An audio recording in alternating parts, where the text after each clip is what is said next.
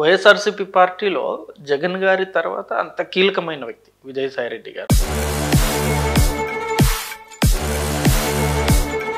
ఇప్పుడు జగన్ గారికి విజయసాయిరెడ్డి గారు ఆల్మోస్ట్ ఆత్మ లాంటి వ్యక్తి. కేసు కూడా అతను కూడా కేవీ రావు కూడా కేసు ఫైల్ చేశాడు.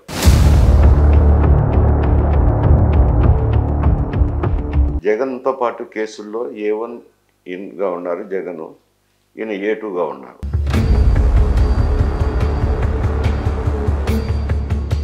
ఇక జీవితాంతం జగన్ గారితోనే ఉంటాను, వైసీపీ పార్టీతోనే ఉంటా అన్నారు. సడన్గా వైసీపీ పార్టీ ఓడిపోగానే బయటికి వెళ్ళిపోయారు.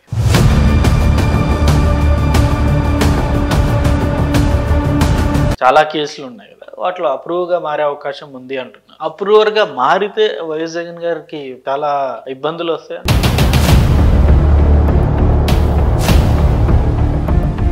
ఆంధ్ర రాజకీయాల్లో ఒక సెన్సేషనల్ న్యూస్ రీసెంట్గా ఒకటి చూసాం. విజయసాయిరెడ్డి గారు వైఎస్ఆర్సీపీ పార్టీని, అంటే వైఎస్ఆర్సీపీ పార్టీ అటు రాజ్యసభ ఈ స్థానానికి 2 రాజీనామా చేశారు. సో దీని మీద రకరకాల న్యూస్ అనేవి వస్తున్నాయి. సో ప్రస్తుతం దీని గురించి మరింత డీటెయిల్గా మనం మాజీ మంత్రివర్యులు మైసూరారెడ్డి గారిని అడిగి తెలుసుకుందాం. Hi sir.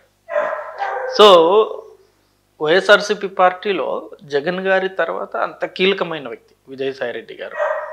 సో ఆత్మ అంటారు, లైక్ గతంలో వైఎస్ గారికి ఆత్మ ఒకరు ఉండేవారు, ఇప్పుడు జగన్ గారికి విజయసాయిరెడ్డి గారు ఆల్మోస్ట్ ఆత్మ లాంటి వ్యక్తి.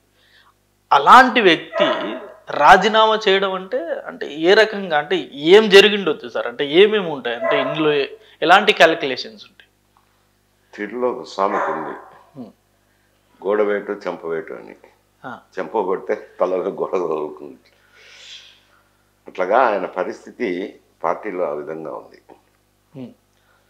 ఒక పక్కేమో కాకినాడ సెజ్ ఉంది కదా, సెజ్ అది అంతకుముందు గతంలో కేవీ రావు అది.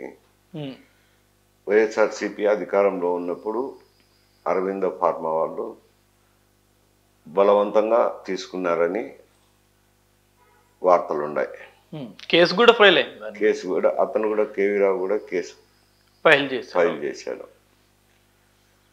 ఈ చేసిన కారణాల దృష్ట్యా కొంచెము మళ్ళీ అది హ్యాండ్ ఓవర్ చేసేసినారు. ఇప్పుడు అరవింద వాళ్ళు కేవీ రావుకి హ్యాండ్ ఓవర్ చేశారు. ఎందుకంటే పైనుంచి ఈడీ, ఇక్కడ ఏసీబీ అన్ని ఎంక్వైరీ ఎందుకు అని హ్యాండ్ ఓవర్ చేశారు. హ్యాండ్ ఓవర్ చేసినా కూడా వాళ్ళ దగ్గర నుంచి కూడా మీ రాజకీయాల వల్ల కొంచెం కంపెనీకి ఇబ్బందులు పడుతున్నది అనేది ఒక ఫ్యామిలీలో, విత్ ఇన్ ది ఫ్యామిలీలో అదొక అంటే అది చిన్న కారణం అనుకోండి, పెద్ద కారణం అని చెప్పలేను. రెండోది, ఈ జగన్తో పాటు కేసుల్లో A1 గా ఉన్నారు జగన్, ఈయన A2గా ఉన్నారు. అవి దర్యాప్తుకు వస్తున్నాయి, విచారణకు వస్తున్నాయి. నిన్ననే రఘురామరాజు పిటిషన్లో సుప్రీంకోర్టు రోజువారీ విచారణ చేయండి అని డైరెక్షన్ ఇచ్చేసి రఘురామరాజు పిటిషన్ కొట్టేసినారు. అది ఒక దిక్కు స్పీడప్ అవుతుంది. మూడోది, ఇప్పుడు ఇటు ఒత్తిడిలు కేసుల నుంచి ఒత్తిడి పెరుగుతుంటే ఒక పక్క ఫ్యామిలీలో సమస్యలు ఉత్పన్నం అవుతుంటాయి, మరోపక్క జగన్ ఆదరణ లేకపోయింది. జగన్ కూడా గత కొద్ది కాలంగా మీరు అంతరాత్మ అన్నారు, అది రాజశేఖర రెడ్డి గారు ఆయనకు ఆ లక్తి ఉన్నది. మళ్ళీ తర్వాత జగన్ వచ్చినాక కొద్ది రోజుల పాటు ఉన్నాయి ఈ కేసులు రావడము, ఇతర కారణాలు ఏవైతే మరి రాజ్యసభకి అయితే పంపించినాడు కానీ 2 సార్లు రాజ్యసభకి పంపించినాడు కానీ తర్వాత పరిణామాల్లో ఆయనతో ముభావంగా ఉంటున్నారు. ముభావంగా ఉండడం వల్ల అతనికి కొంచెం ఇబ్బందికర పరిస్థితులు ఎదురవుతున్నాయి. పార్టీలో ప్రాధాన్యత లేకపోయా, ఒక కేసులేమో మోయాల్సింది వస్తుంది, పాత కేసులన్నీ కూడా మళ్ళీ వెంటాడుతాయి. ఇప్పుడు మళ్ళీ కొత్తగా సమస్యలు వస్తాయి. ప్రభుత్వం మారిన తర్వాత వాళ్ళని ఇబ్బంది పెట్టినారు కాబట్టి వాళ్ళు ఏమైనా కేసులు రావచ్చు కదా, వాళ్ళ దృష్టికి వస్తే కేసులు పెడదాం, కొత్త కేసులు బనాయించవచ్చు. ఇవన్నీ దృష్టిలో పెట్టుకొని కొంచెం అంతర్మదనం ఫీల్ అయినాడు. ఒకవేళ పార్టీలో ఉన్న బాగా ఆదరణ ఉండిండేమో. అందువల్ల ఎందుకు ఇదని ప్రశాంతంగా జీవితం గడపాలా అనేసి పార్టీకి రాజీనామా ఇచ్చినారు. పార్టీతో పాటు ఎందుకు తగ్గింది సార్ అంత ప్రాధాన్యత? A2గా ఆల్మోస్ట్ రాజ్యసభ కూడా జగన్ తర్వాత మొత్తం కంప్లీట్ డెసిషన్ గతంలో విజయసాయి రెడ్డి గారు తీసుకునేవారు. తర్వాత కాలంలో కంప్లీట్గా మొత్తం మారిపోయింది సినారీ. ఎందుకని ప్రాధాన్యత అనేది తగ్గిపోయింది అసలు?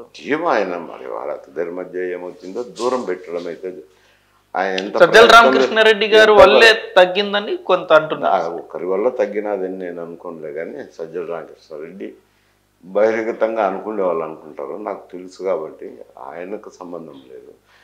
కాకపోతే ఆయనే ఎందుకో కొంచెం ఈయన పట్ల ముభావంగా ఉండడము, దూరం పెట్టడము, ఎంత దగ్గర అవ్వాలన్నా కానీ దగ్గర తీసుకోలేకపోయినాడు. ఎన్నో ప్రయత్నాలు చేసినాడు. ఇంకా ఎందుకు ఇటు పార్టీలో ఆదరణ లేదు, నాయకుడి దగ్గర ముభావంగా ఉన్నారు, దూరం పెడుతున్నారు. ఇవన్నీ సమస్యలు ఎందుకని మనస్తాపానికి గురైనాడు. ఎందుకు 3 సంవత్సరాలు ఊరికి మనశాంతిగా ఉండొచ్చునని ఆయన రాజీనామా ఇచ్చినారు. అంటే దీని వెనక ఇప్పుడు బీజేపీ హస్తం కూడా ఉందంటున్నారు సార్. అంటే భవిష్యత్తులో బీజేపీలో జాయిన్ అవ్వడానికి ప్రస్తుతం వైసీపీ నుండి కొంత దూరంగా అంటున్నారు. నిజంగా బీజేపీ హస్తం ఉండొచ్చు? కొందరు అంటారు బీజేపీ నుంచి రాజీనామా చేయమని, పార్లమెంటుకు ఒత్తిడి ఉంది అని. లేదంటే కేసులు ఉన్నాయి కదా మామూలుగా. ఇవన్నీ ఎందుకని ఆయన ఒత్తిళ్ళు ఇవి ఎందుకని రాజీనామా చేసినారు. ఆయన బీజేపీలో చేరతారని నేను అనుకోవటం లేదు. ఆయన రాజకీయాలకు దూరంగానే ఉంటాడు కంప్లీట్. ఆయన ముందటి నుంచి రాజకీయవాది కాదు, ఆడిటరు. బేసిక్గా రాజశేఖర రెడ్డికి ఆడిటర్గా ఉండి తర్వాత ఏదో కొంచెం వాళ్ళ వల్ల మేలు పొందినాడు అనుకోండి.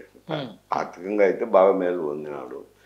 ఇప్పుడు ఇంకెందుకు ఇబ్బందులు అని మనశ్శాంతి కావాలంగా 6 సంవత్సరాలు రాజ్యసభలో ఉన్నాడు. మళ్ళీ 1 సంవత్సరం అయిపోయింది, 2 సంవత్సరాలు అయిపోయినాయి, 3 సంవత్సరాలు అయిపోయింది.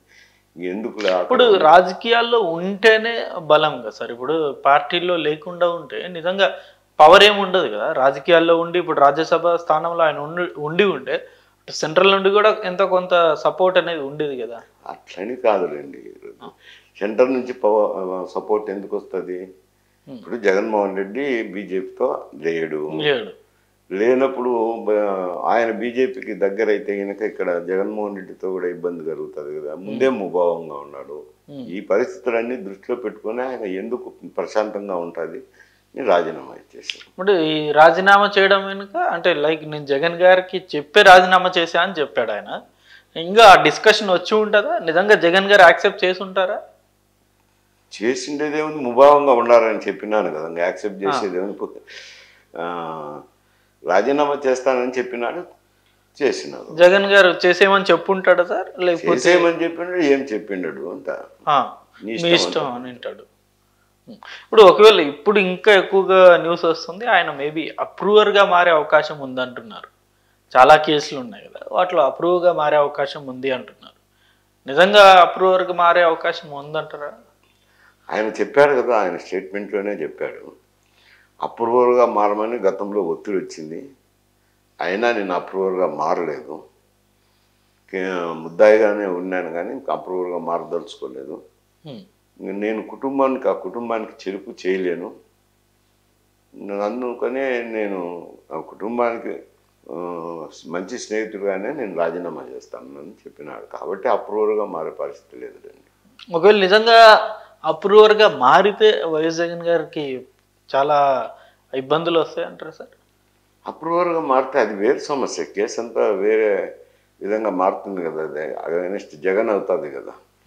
ఆయన మారను అని చెప్పాడు కదా. అప్రూవర్గా మారేది ఏముంది, నేను మారను, గతంలో కూడా ఒత్తిడి వస్తే మారలేదు, ఇప్పుడు కూడా మారను, నేను ఏదో ప్రశాంతంగా ఉంటాను. అంటే రాజకీయ నాయకుల మాటలకి ఎప్పుడు ఒక స్టాండర్డ్ అనేది ఉండదు కదా సార్. గతంలో విజయసాయి రెడ్డి గారు ఇక జీవితాంతం జగన్ గారితోనే ఉంటాను, వైసీపీ పార్టీతోనే ఉంటారన్నారు. సడన్గా వైసీపీ పార్టీ ఓడిపోగానే బయటికి వెళ్ళిపోయారు.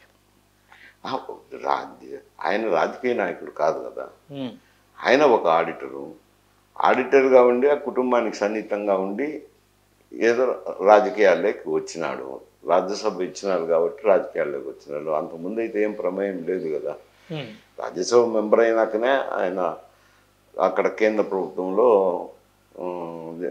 ఇక్కడ రాష్ట్ర ప్రభుత్వానికి సలహాలు సూచనలు ఇవ్వటం కానీ మాట్లాడడం కానీ జరుగుతున్నది అప్పుడు ప్రభుత్వం ఉన్నప్పుడు. ఇప్పుడు ఆ పని కూడా లేదు, దూరం అయిపోయినారు, ఆయన మాట్లాడే పరిస్థితి కూడా లేదు.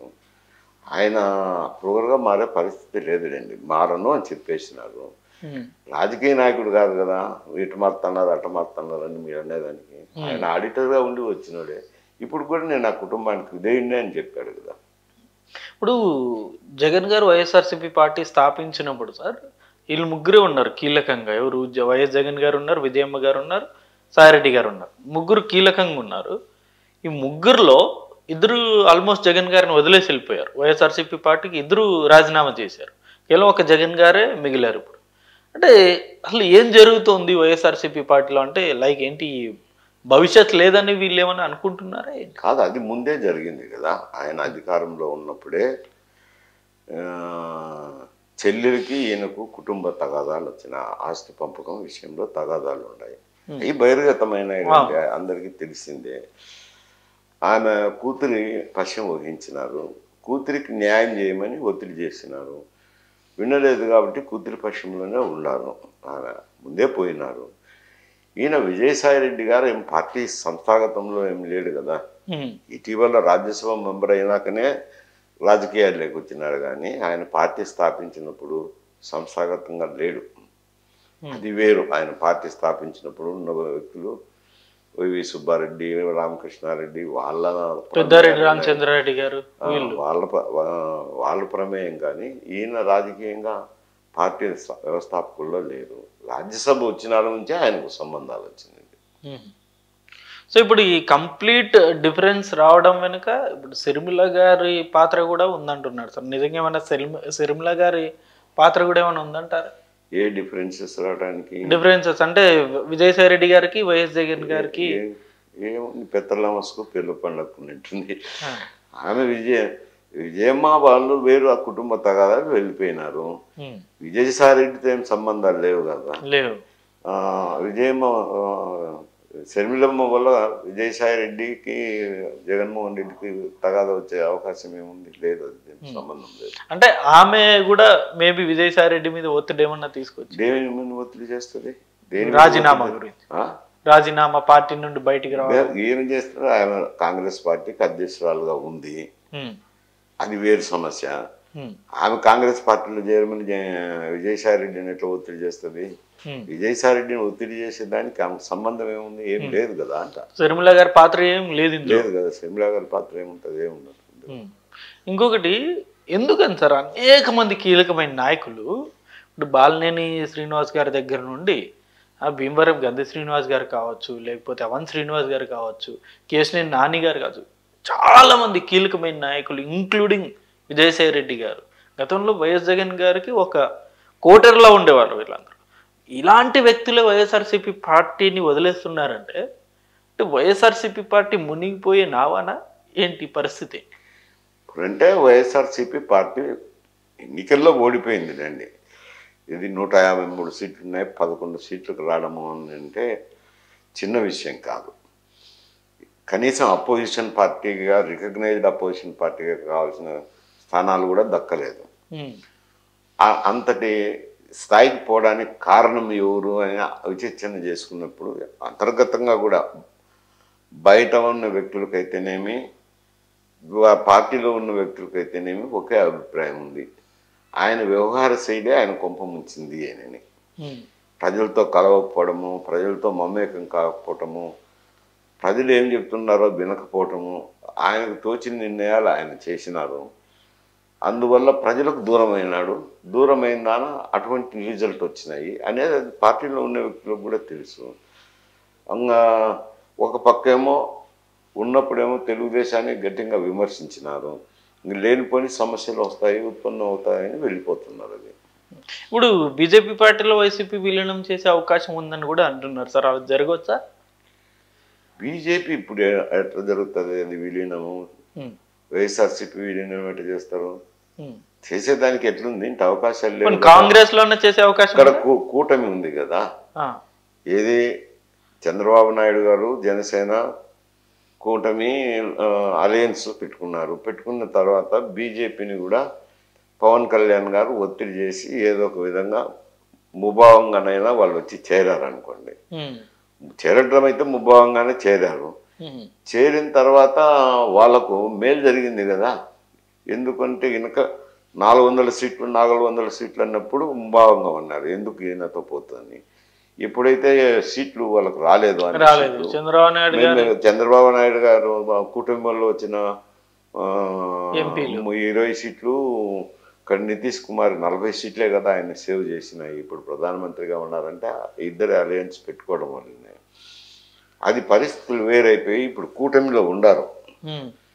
బీజేపీ కూడా కూటమిలోనే ఉంది కదా, తెలుగుదేశం కూటమిలోనే ఉంది. అంటే ఎన్డీఏ కూటమి అంటారనుకోని ఇప్పుడు తెలుగుదేశం జనసేనలో పోయి వాళ్ళు కూడా చేరినారు. చేరినాక ఎన్డీఏ కూటమి అయింది.